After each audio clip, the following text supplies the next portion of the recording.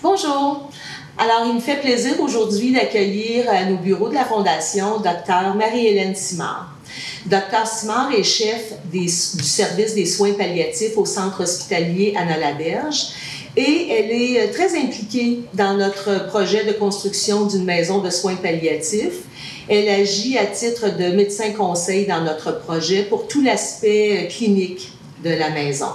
Alors, aujourd'hui, je vous la présente. Elle va nous parler de son expérience professionnelle auprès des personnes en fin de vie et les raisons qui l'ont poussée à s'associer à notre projet, pourquoi c'est important dans notre région d'avoir une maison de soins palliatifs et les bienfaits pour les personnes en fin de vie et leurs proches de pouvoir bénéficier des services que nous offrirons à la maison de soins palliatifs Gisèle Faubert. Alors, Marie-Hélène, bonjour. Merci d'être là. C'est très apprécié. Merci de m'avoir invitée. Bien, c'est un grand plaisir. C'est un honneur pour nous de vous avoir dans notre équipe. On est très contents. Alors, parlez-nous un petit peu, Marie-Hélène, de qu'est-ce que ça représente pour vous, votre travail auprès des personnes en fin de vie. Qu'est-ce que ça représente? Bien, sur le plan humain, hein, c'est d'abord et avant tout ça. Je trouve que ça va chercher le meilleur de ma personne, mon expertise, mon expérience et mon humanisme. Ça peut être quand même très intéressant si on est en amont. Donc, c'est tout un continuum. Les soins palliatifs, ça commence souvent au diagnostic, parce que parfois au diagnostic, malheureusement, on est déjà en stade palliatif. Et puis, donc, ce sont des traitements et des soins qu'on va donner plus au niveau de l'hôpital. Ensuite de ça, on peut aller donner les soins à la maison. Alors, j'ai aussi cette expérience-là de travailler à domicile. Et puis, quand on arrive en fin de parcours, bien, c'est là que les maisons de soins palliatifs peuvent prendre la place que parfois, c'est pas possible de faire à la maison pour toutes sortes de raisons, pour les familles, pour les proches, pour le patient ou en raison de la vitesse d'évolution de la maladie. Donc, ces endroits-là où c'est très paisible, très serein, les soins sont doux, c'est de la douceur, c'est de la sérénité, c'est de la sécurité aussi, c'est très sécurisant pour les patients et les familles. Alors, puis c'est très enveloppant.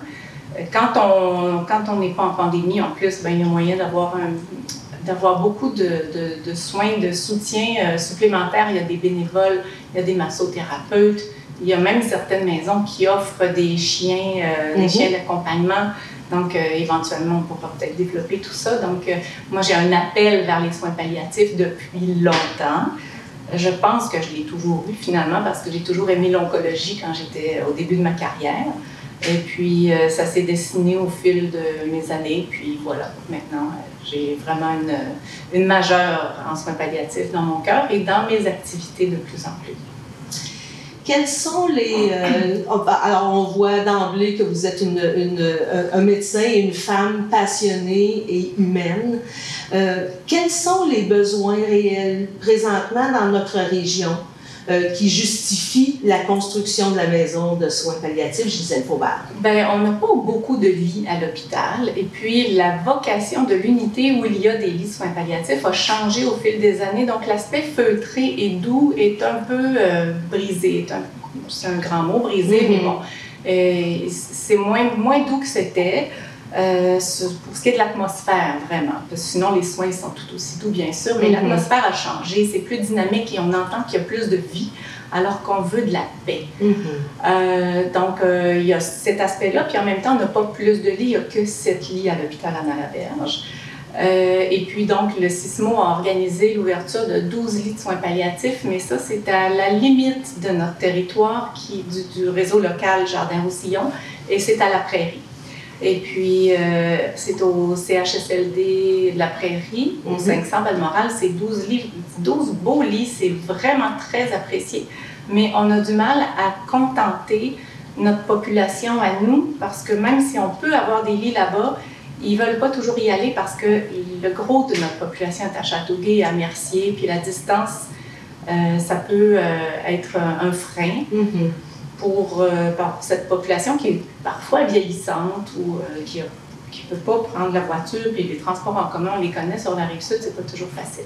Donc, on a besoin de quelque chose de plus proche, donc plus près, plus dans Châteauguay-Mercier, donc la maison de soins palliatifs va pouvoir pourvoir à ça. Puis, d'un point de vue clinique, vraiment d'un point de vue des soins, les bienfaits justement d'avoir, de pouvoir séjourner ou de vivre nos derniers moments dans une maison de soins palliatifs, accompagnés de nos familles et de nos proches. C'est ce que la maison de soins palliatifs va offrir, c'est cette proximité des services qui, je crois, font toute la différence dans l'expérience de fin de vie. Est-ce que vous pouvez témoigner de ça, je ne sais pas moi, peut-être d'un point de vue clinique, l'anxiété qui peut diminuer lorsqu'on est bien entouré? Absolument, absolument. Bon, pour avoir connu le continuum de soins palliatifs, c'est sûr qu'à partir du moment où quelqu'un n'est plus à l'hôpital pour ses soins de fin de vie, et dès que c'est à domicile que ça se passe ou en maison de soins palliatifs, il y a beaucoup d'anxiété qui diminue.